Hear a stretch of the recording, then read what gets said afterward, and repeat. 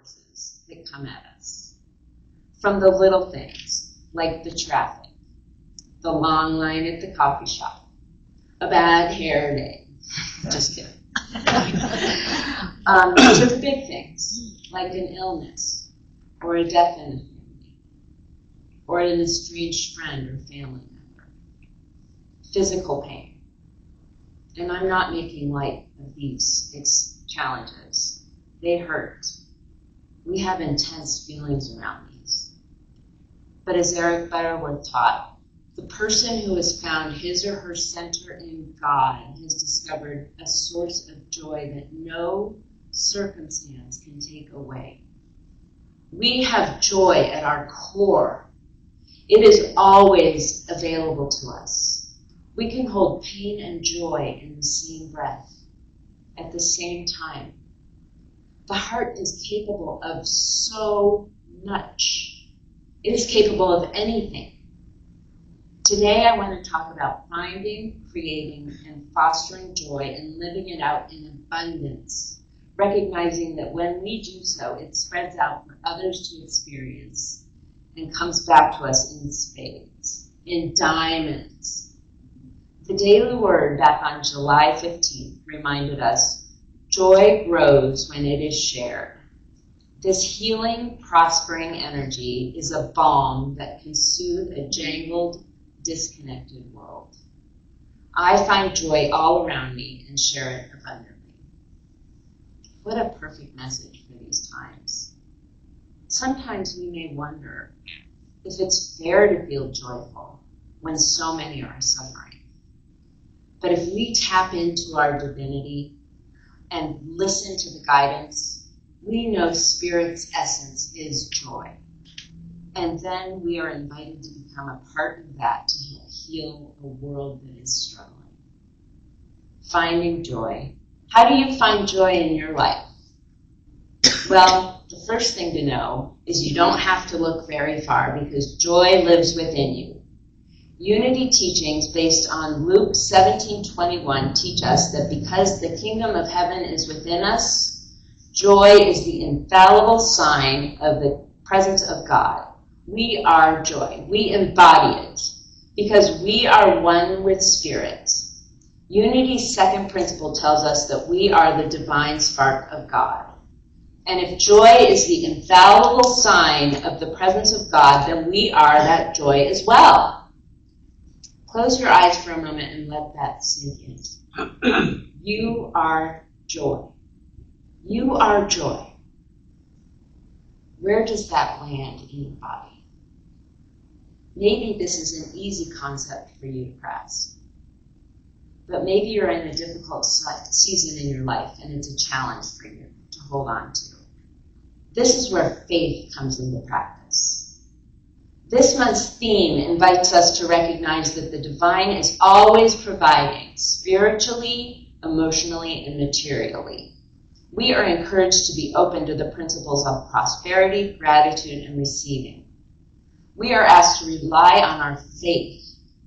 Faith that good will flow to us when we're open to it. When we are open to feeling and expressing joy, no matter our circumstances, we will be blessed with opportunities to do just that. Charles Fillmore wrote in The Revealing Word, "The joy of the Lord is strength. The more joy we express, the greater becomes our capacity for life and good." That right there is abundance. Coming from a place of gratitude is a great place to start creating joy. In Unity, gratitude is not merely a response to joy. Gratitude is a spiritual practice that reveals the joy already within us. When we consciously give thanks, we align ourselves with the divine flow of goodness, and joy naturally rises as an expression of our true nature. I don't know how many of you have an actual gratitude practice, but Brené Brown has found in over 12 years of research that every single person who considers themselves joyful has an active gratitude practice. And an active gratitude practice is just that, active. It can be keeping a gratitude journal, or going around the dinner table each night and sharing what you're grateful for and why, or keeping a gratitude jar, or there's so many different things you can do. Brother David Stendal Rast, who is the founder of Grateful.org, and so many other things, and I've dubbed him the Grateful Guru. He says, it's not joy that makes us grateful, it's gratefulness that makes us joyful. Amen. Yeah, consider adding a gratitude practice into your days if you don't already have one, to up the ante on the joy in your life, to fully express your true nature, to practice abundance. If you do, be creative. See what works and leave the door open for the unexpected. Take a moment now to breathe in what you're grateful for and let it settle in your body. Envision a gratefulness practice that will work for you. You could even say or breathe in something you're grateful for every time you start your car. Gratitude researchers talk about the difference between gratitude as a reaction to something good, which is transitory, versus trait gratitude, which is a sustained emotional state. And it turns out that reflection is the essential key to holding on to gratitude. Without reflection, we can feel grateful about something, but we return quickly to our baseline. In other words, it's a fleeting state of affairs. Dr. Sarah Schinkter and Dr. Joanne Sang of Baylor University explained that through intentional deep reflection of what we're grateful for, we can move past this cycle and into a positive emotional state of gratitude. We can live gratefully, which, as we've seen, increases our joy and generates abundance. Having a gratitude practice, one which encourages us to reflect rather than just dipping our toe into gratitude, is key to finding joy. Louise Hay, who you guys know I love, says this about gratitude in her book, Trust Life. Gratitude brings more to be grateful about. It increases your abundant life. The universe always gives us what we think we deserve. Many of us come from a belief in scarcity, and then wonder why our lives are so empty. If we believe, I don't have, or I won't be happy until I do such and such, we are putting our lives on hold. Charles Fillmore, Brene Brown, researchers at Baylor University, and Louise Hay have all given us lots to think about when it comes to gratitude and the abundance of joy we can create. Another way to foster joy is through connection. Barbara DeAngelis reminds us the purpose of a relationship is to help you grow and to bring you closer to God. Brene Brown's TED Talk on vulnerability has over 70 million views. That's a lot of views. In it, she states, connection is why we're here. It's what gives purpose and meaning to our lives. Connection is based in love, which is defined by Charles Fillmore in the revealing word as the pure essence of being that binds together the whole human family. When we connect with others, when we come from love and meet others on a heart level, we experience joy. That joy spreads into our relationships and comes back on a deep, profound way. Think about a time you have had a deep heart-to-heart connection with someone, and remember the depth and the joy you experienced from that connection. Based in love, these connections are a perfect example of abundance. When we give freely of ourselves, we receive so much in return. According to Brene Brown, vulnerability is the birthplace of love, belonging, courage, empathy, joy, and creativity. Allowing ourselves to be open and vulnerable creates connection, abundance, belonging, and joy. I have a great example. I grew up going to a summer camp called Geneva Glen. Have any of you heard of it? Yes! Oh my gosh, Geneva Glen, it's the best. So it's in Indian Hills, just outside of Morrison. And for 2 or 4 weeks each summer, I would leave behind the relatively superficial relationships of junior high and high school and throw myself into theater. Living with a group of 11 other girls for 2 or 4 weeks, we got to know each other on the deepest heart level. Our counselors facilitated meaningful conversations.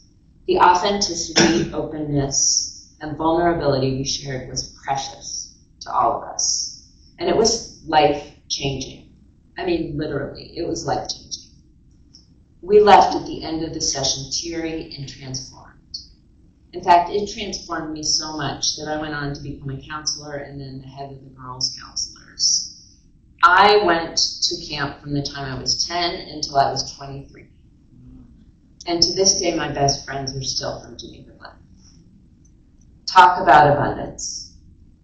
Connection with others creates joy when we open our hearts and let it in. Changing our perspective also allows us to find joy and generate abundance in our lives. Unity's third principle, that we shape our reality through our thoughts, helps us here. When we change our perspective about various situations and we can find joy no matter where we are.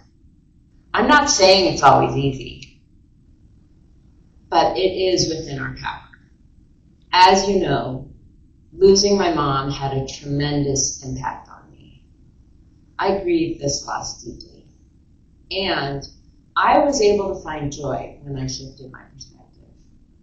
Carrie Newcomer tells us part of our collective story is how to meaningfully hold hope and grief, acknowledge that what cannot be changed, and still envisioning all that can.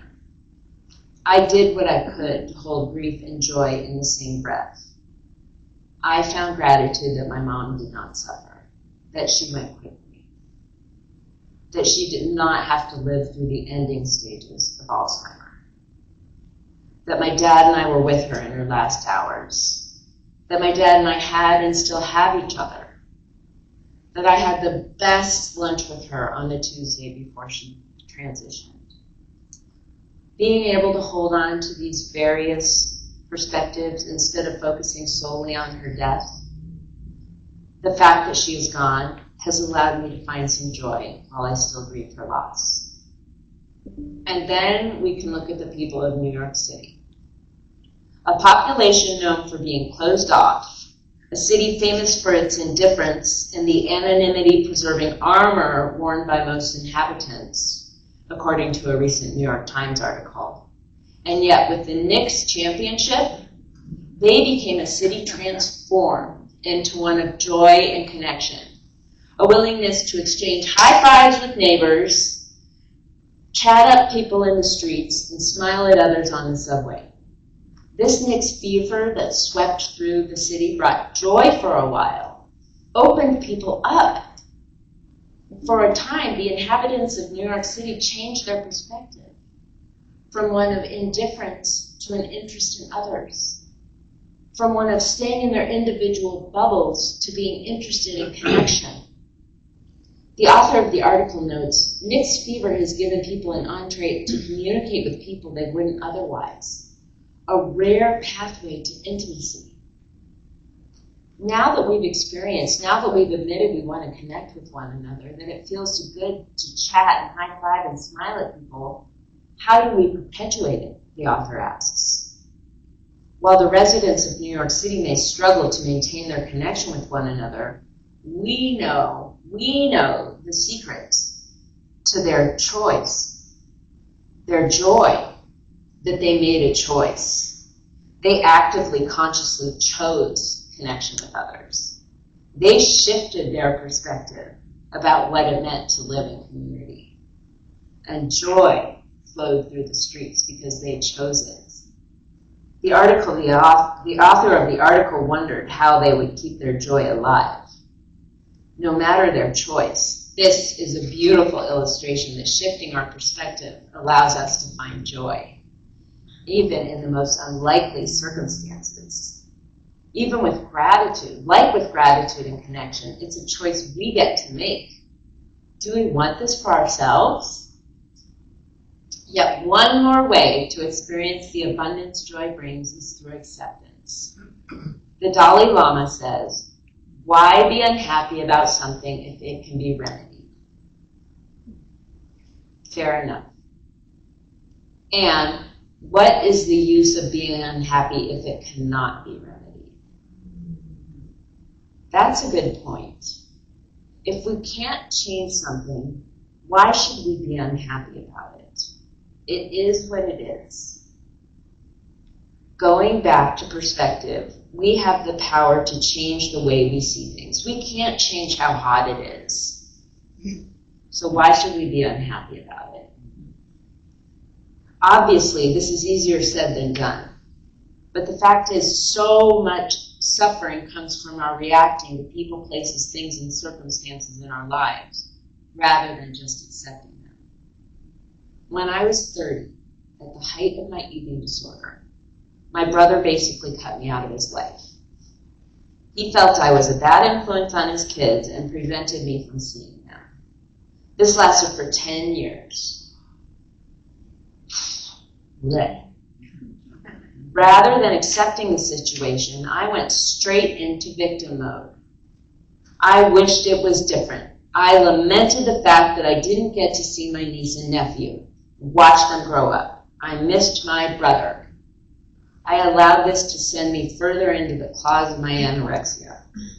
Friends, this is the opposite of if you can't change a situation, why be unhappy about it? Had I leaned into this approach, taken my life into my own hands, and recognized his actions were out of my control and my life was my own, I could have found peace and joy without him. But I let 10 years of sadness dominate my being. Our life is our own. Joy is ours to choose. It is a choice, and we get to remember that. Accepting others as they are is a beautiful way to invite joy into our lives. Instead of wishing people we were different, rather than trying to control them or make them act a certain way, which we can't, we get to live and let live.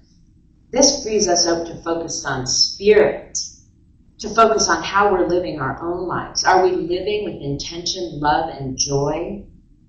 To love others as they are, to live with integrity and see through the eyes of spirit, of love, is just about the most joyful place to be. Acceptance brings us joy because we stop fighting against the world, against ourselves, and against others, and allow the universe, allow spirit to work for us. We allow spirit in and become one with what is, rather than trying to control what's out of our control in the first place. How has acceptance worked for you in your life? Have you found that it brings you to a place of joy? Where can you invite acceptance in and allow it to help you be more joyful? Had I been able to accept where my brother was at that point in time, to recognize that his stuff was his stuff, I would have saved myself 10 years of grief, had 10 more years of joy and peace. Acceptance is powerful. Acceptance is powerful. In the revealing word, Charles Fillmore wrote, "Joy is the happiness of God expressed through humanity." I hope I've shared this with you, that God is in joy everywhere we look. Through gratitude, connection, perspective, and acceptance, we have an abundance of joy. We are joy. We spread it everywhere, and it comes back to us. We can hold joy amid grief. We can live from gratitude. We can connect with others we didn't think it was possible to connect with. We can open our hearts, change our perspective, and find joy in the most challenging of circumstances. We can accept others right where they are. These are recipes for joy, for abundance. These are recipes for deep connection with our true selves and with spirit. And this joy flows both ways. I say a prayer every morning. Thank you, Spirit, for this day, this life, for your energy flowing through me, as me. I feel my mom in every breath, and I am so grateful for her love and her guidance as I live my life joyfully, just as she did. It is my powerful reminder that Spirit is at the center of my life, that my mom is with me always, and that I want to be joyful just as she was, and that joy is ever present. I hope it is for you as well, and so it is. So now, I invite you to take a deep breath in. Close your eyes.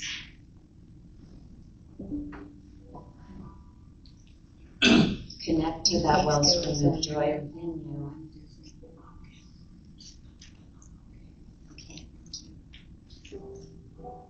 Breathing in gratitude. Allow your mind to connect to what it is that does bring you grateful gratitude.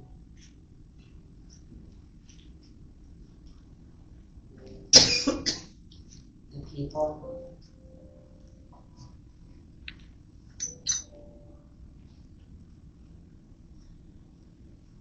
the places you've been,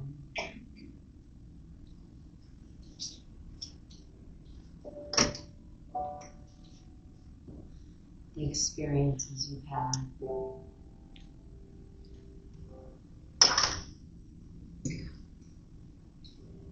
The pets you've had.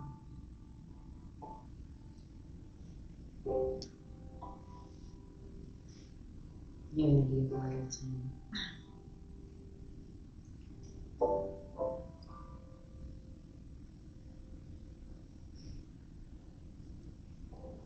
Breathe in the connections that you have in your life.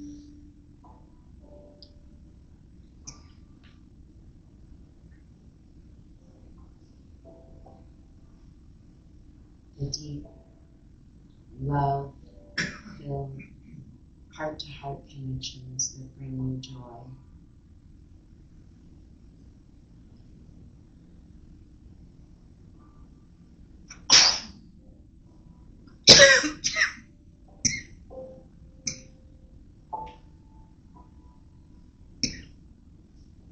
Allow your body to soak this in.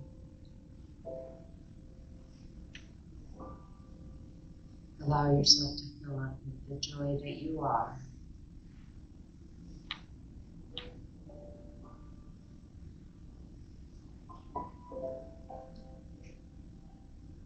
Recognize that abundance flows through you, as you.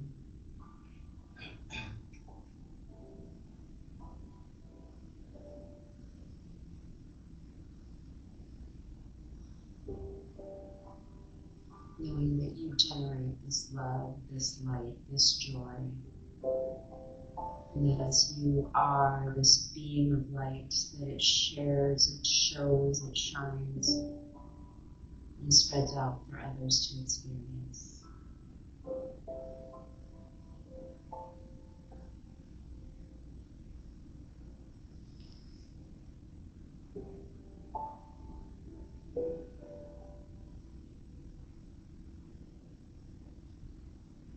Knowing that as a community you are one.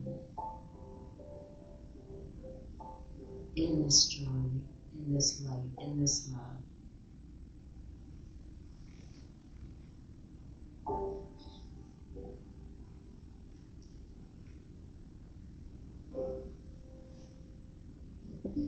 And so it is.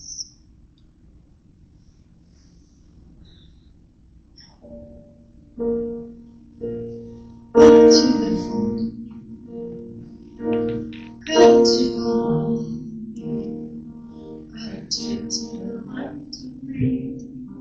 Gratitude to the right.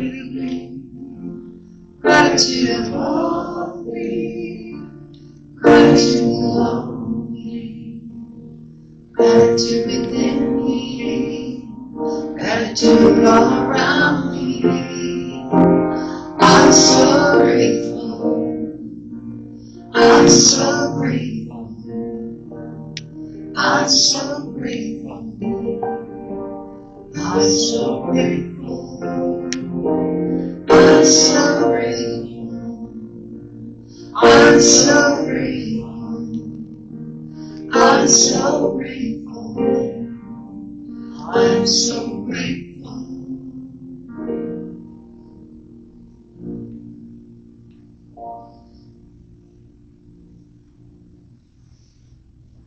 It's time for our sacred walk of abundance, which is our offering time.